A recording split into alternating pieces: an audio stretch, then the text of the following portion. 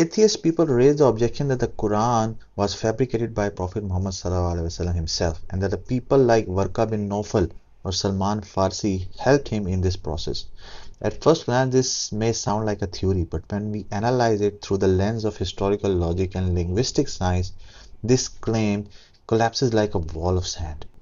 First, let's talk about Warqa bin Nawfal. He was an elderly Christian scholar. History shows that the Prophet ﷺ met him only once or twice, and that too right after the first revelation, soon after Warqa bin Nawfal passed away.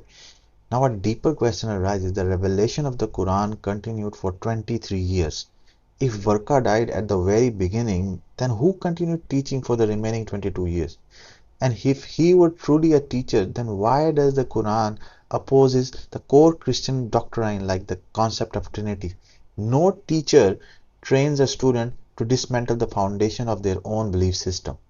Now let's consider Salman al-Farsi. It is claimed that he helped, but in reality Salman met the Prophet ﷺ in the Medina, while a major portion of the Quran was already revealed in Makkah years before their meeting.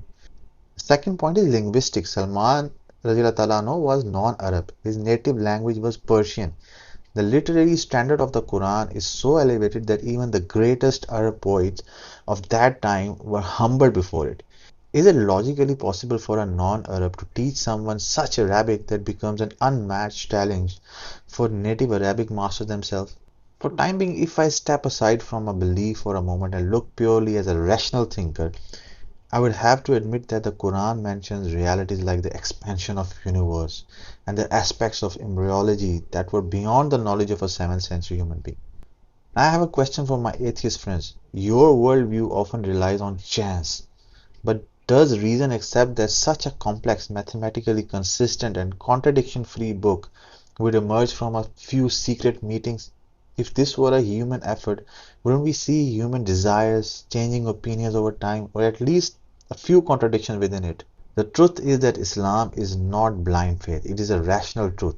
The Quran itself challenges that if it were from anyone other than God, you would surely find many contradictions within it. When we remove the lens of bias, it becomes clear that Islam is the only truth that leaves no room for doubt.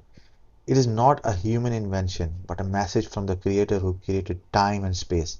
Reflect on it, because truth always stands clear. Assalamu alaikum.